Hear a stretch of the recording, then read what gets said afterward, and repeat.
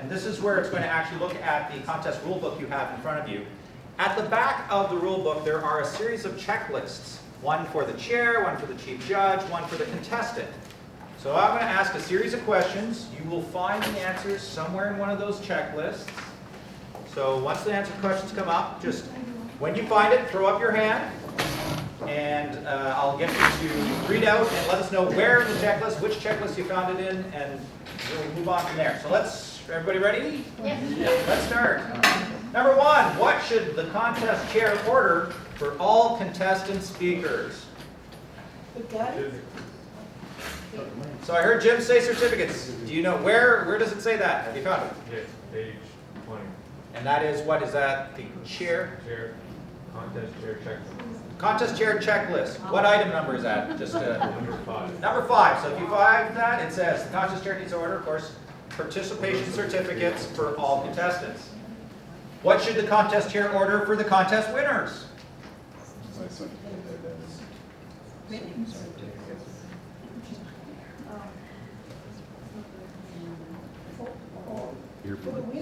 I believe it's actually the same item. Yes. Second paragraph. There we go. Second paragraph. And what does it say so then? It says order certificate of participation for all speakers and other trophies from world headquarters of the world. Order trophies. Now, we do that certainly at the district level, and we have done it for the division winners. It'll be up to whether or not it fits into the budget of the club, whether or not they wanted to order trophies. Typically at area, we order the certificates, the winner certificates for those. And then what was the last bit was important, answers the last question. Where should these be ordered from? And that was world headquarters. Which begs this question. May clubs, areas, divisions, or districts produce awards for contestants and winners? No. I heard a no. I say yes. Where does it say that? Do you know where it is addressed? We have templates that we can We use. It says trademark violation to put the Toastmasters logo or words Toastmasters International and Speech Contest Awards not purchased from world headquarters. So there you go. You cannot create your own. You cannot put the Toastmasters word, the Toastmasters International Speech, or the logo on something you've created for a Toastmasters contest. You must get the ones from world headquarters, which are free to download in digital form. So you can get a free copy and then fill in the names and print it out. That is perfectly fine. Or you can order nice copies from world headquarters, but those are the ones you have to use. You cannot make up your own for your division or your area. So that's important. And I think they want you to know that because they added it to this training. Except in French, it is available on the district website. Oh, that's very interesting. In French. Do they? I don't believe, yeah. Yes, it is. Yeah. Now, is that look official? Is it an official one? Yes, it is done as it's supposed to be, but it is in French for the French contest. Okay, and available on And the it's still on the website. And it's still on the website. In fact, yes. It might not be there. No, It it is is there. It is. I will show you in a few. Well, you know what? Let's just go. District 61 website. So if we go over here Yes, it to is. resources, That's it. it's working. The hamster wheel's turning. There we go. You'll see a number wheel, and one of those Speech is contest. speech contest. And this is available in French too. Now, I'm going to come back to this in a second, but you'll see there are a large number of documents here. That's it. Common to all English, and then my scroll's not working at this point.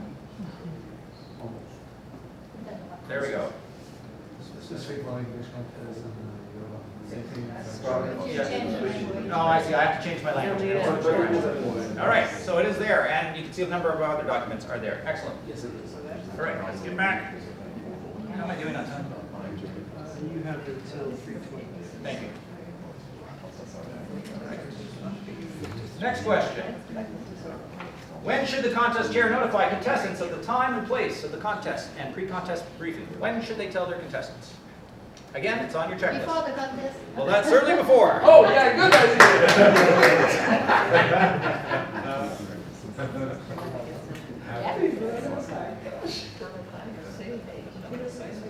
Oh, I hear it over here. Lisa? 2 to 6 weeks for the contest. Where is that found?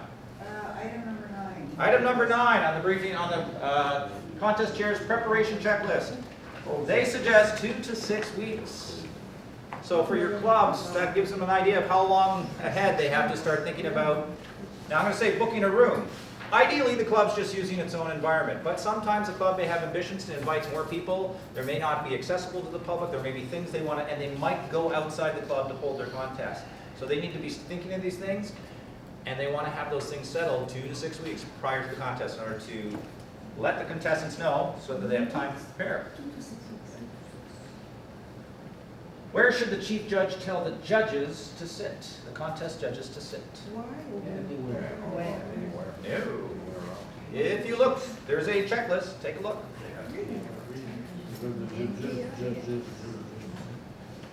Where? On the chair. Ideally on a chair. That is correct. We might be outside. Sit close, number 2. Yeah. So number 2 on that item, to sit close to the Page contestants. 23. Number 2. So why do they recommend that judges sit close to the contestants? If there's a malfunction with the AV or to actually. Outside of disturbance. Outside disturb- Malfunctioning technical system. That's right. So as a chief judge, you should be directing your judges to sit close because mics fail.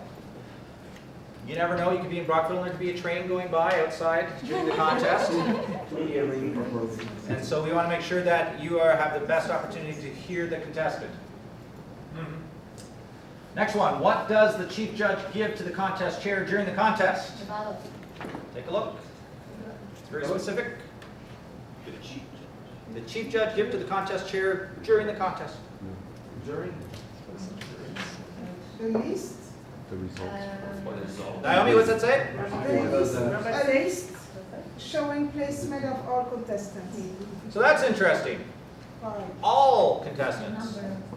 If you've noticed, there is a results form that is available for contests that has lovely, it says, has there been any disqualifications, yes or no, and it lists a spot for third, second, and first. Nothing else. Yet the contest rulebook does imply the chief judge should be giving the complete list to the contest chair. Now there is the notification of winner sheet, where you list everybody and their contact information. That sheet needs to go to the next contest chair for the next contest. That's not technically the sheet they should be giving to the chair of the contest while it's happening. So it's an interesting rule. There isn't an actual sheet other than the notification of winners that allows you to write all that down. They don't imply how you're supposed to give it, but I did confirm with them that they meant all, and they said yes, the chief judge should be giving a complete list of all contestants in the order, in the proper placement. Here we go. What 2 events must a contestant attend before the contest? So this is for the contestants checklist. You said must. Yeah, briefing. You don't have to attend.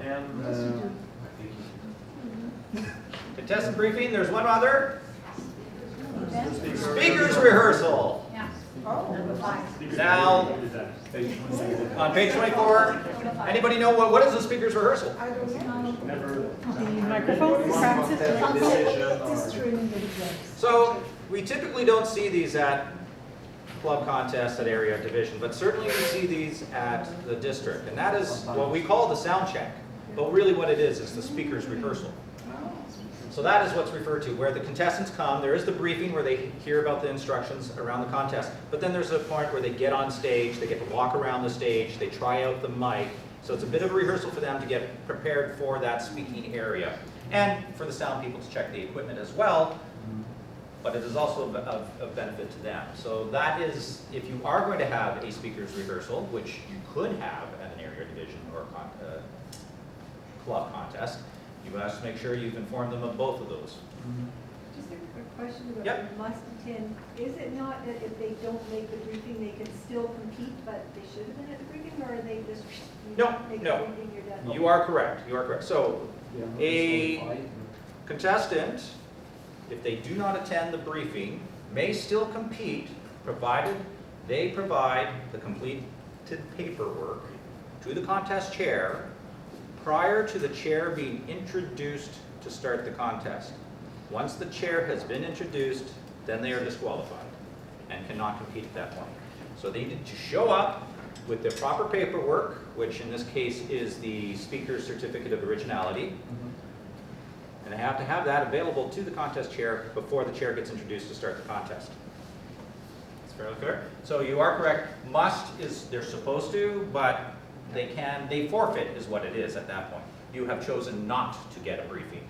And also if there is a draw and they are not there, the draw is done and they are at the place where the draw is done in their name. That is typically the way you'll see it, that during the draw in the briefing where we determine the random order of contestants, their order will be picked for them and it will be simply assigned at the point they get there. Yes. All right. So a brief word on judges before we go on. So we're done with this. Thank you very much for participating in that. We will, don't get rid of those. We have another activity in a few minutes using the rule book once again. But just a very brief word on judges. Typically what Toastmasters International says is the vast majority of problems that occur in contests at the lower levels are typically due to poorly trained judges. Judges who didn't quite understand what their role was and their responsibilities were. So they certainly are encouraging area directors, division directors, the district to make sure that they are finding qualified and trained judges, as we indicated here, for these contests. So the chief judge, if you again read the rule book, is the person who owns the responsibility of finding judges for the contest, according to the rules. Typically what we'll see though is, especially at area director or division director level, the area directors and division directors will spend a lot of time helping to find those judges. However, finding the judges is great. The chief judge still owns the responsibility of making sure those judges are well trained for their role. Now that might simply be they're experienced, I just remind them of things during the briefing. Yeah. What other things could a chief judge do to make sure that they're well trained? Inform of all the changes in the rules. That's a good one. If there are changes in the rule book from year to year, the chief judge should be aware of them and should inform them. Anything else? Let them know when the training is. Briefing, training, training. So I'm going to separate. So briefing happens before the contest. Did you mean that, or did you mean actual training? Training. You mean actual training. So yes, if there is training somewhere in the district going on, then certainly letting them know when that is, it would be good. What else can they do? Lisa? There's some modules online for judges. Does everybody know that? Mm-hmm. Here, so just in case you didn't, I will. Like this. You are at the district website, and we go to Leadership Central. There is a section on speech contests, so I'm going to click that. There are not, one of the things it does have is tutorials. These tutorials are specific to judges. So the overview and roles everybody could do, and it's good for everybody to learn. But there is when you're the judge and a review of the judge's guide and ballot. Actually, that's another thing the chief judge should do, is review the judge's guide and ballot with the judges prior to the contest. But there is tutorials on here, and certainly at a minimum as a chief judge, those chief judges should be asking them to review those prior to the contest. Now again, if you've taken on the responsibility as area director, that is something you're going to want to make sure is happening and perhaps suggest yourself.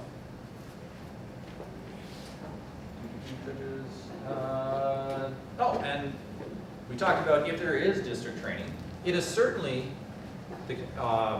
possible for the chief judge themselves to decide to put on training. Toastmasters does have a judge's training module. It's item 1190. The chief judge could download that and present that training for the judges for his upcoming contest. So that is also a possibility. He does not have to wait until the district itself is putting it on. The chief judge could take some of that time and do it themselves. Right. Let's go back. So we saw selecting fair and impartial judges, an important aspect. Training those training contest officials as well. So we talked a lot about judges, but I will point out the chief judge does own the responsibility for briefing the timers, for briefing the ballot counters. And the sergeant at arms are briefed by who? Chair. The chair, that's correct. The chair briefs the sergeant at arms. The other officials are briefed by the chief judge.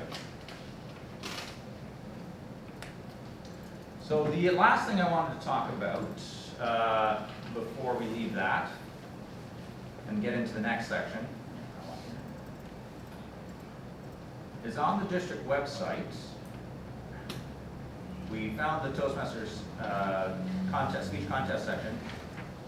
The other thing that exists there is, so we talked a little bit, Naomi asked if there was training for contestants. We said there wasn't right now, but it is something we're looking at. What we did do is we did produce training for people organizing contests. So this is a 45-minute webinar that goes through how to organize a contest. It looks at just that aspect of it, though. It's not about running the contest on the day thereof. It's about organizing the contest. And there is a workbook that you can work your way through too as well, with exercises that help you absorb that learning.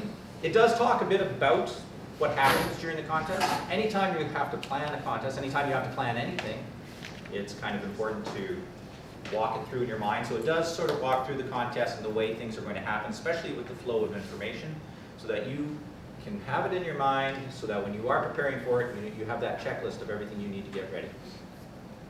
So, is it available in French? it is not. Sylvain Offray is looking at it right now. He has, Great. when he can find time, he has said he would do this translation. If it's not going to happen in a timely manner, we can certainly look at trying to find someone else to translate. French. Absolutely. Right, so that is a resource available for you. So let's get into specific rules. Now, as I stated earlier, you are a resource for the clubs. They were going to ask you specific questions on, can I do this, can I not do that? Obviously, the first sort of answer is, well, what does it say in the contest rule book? Hopefully they've read it and are simply like, I can't find this. But it's very important that you can also read and interpret the contest rule book. So this next section is a little exercise where you will be given some questions emailed to you from some clubs asking questions about contests and contest rules. So I'm going to get you to break now up into your groups, into the same groups that we did before. I've given each of the division directors a sheet of paper. That sheet of paper has the emailed question. What is it? Yeah, that's what that is. Yep, that is the one. Defender, you got it? All right. So there are 3 different scenarios. So everybody has at least one of the scenarios. Read through the scenario and work together in your groups to come up with how would you respond to that club or that Toastmaster using your knowledge of the rule book to answer that question. So I'll give you 10 minutes. Does that seem reasonable? Okay, 10 minutes, we'll come back.